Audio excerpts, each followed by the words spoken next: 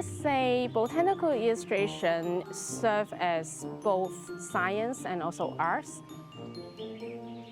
For some laymen, when you first encounter botanical illustration, you can serve it as an artwork.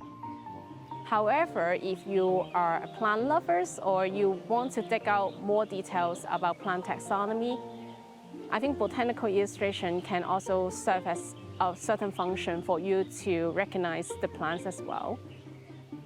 That's why I think botanical illustration can involve both elements. In a more than 4-month exhibition that ends on the 23rd of February, the Kadoorie Farm and Botanical Garden is currently highlighting creative botanical illustrations that depict 7 types of native Hong Kong plants. The artworks are created by one of the center's 2 artists-in-residence, Jenny Lee Man Ching, a professional botanical illustrator. She says that botanical illustration is more complex than many people may realize and can require in-depth research.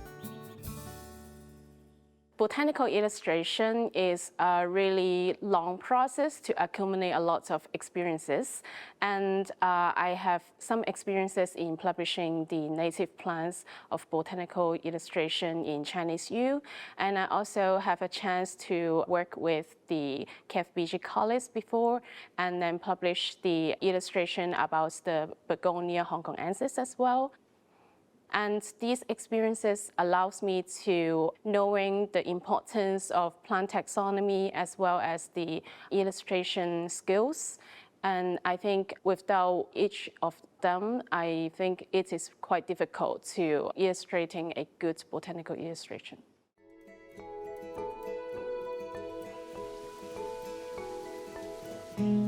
For the curation process of botanical illustration, the first thing that we are going to perform is to record and then conduct a field trip of these species. One of the examples that's related to the exhibition, that is the Amigium hainensis. When we look at the species, we have to look at the forms of the plants. That means whether it is tree, shrubs, herbs, or a climber. And then obviously when we look at the Amigium, we can see that they are climbing on the tree trunk. And then this is obviously a climbers. And then when we look at the details of the plants, we can recognize that the leaf of the plants got some irregular holes on it. These hints also allow us to ensure the accuracy as well. In addition to her direct observations, Lee also uses a digital camera to take photos and record plant features. The next step we're going to do after photo record is to measure the plants. When we measure the leaf, most of the time we will measure several leaves one time to ensure we got the accurate size of the leaf. Single field trips don't always provide comprehensive information. Many plants have seasonal growth cycles. A single trip only allows viewers to see their condition in one specific season. It acts as a scientific records and also a voucher when we illustrate the botanical illustration. Lee begins her drawing by outlining the plant in pencil before going over that draft with ink. Stronger and bolder lines help to emphasize the parts she wishes to highlight and strengthen other prominent features. While some illustrations may be in black and white, color adds another dimension.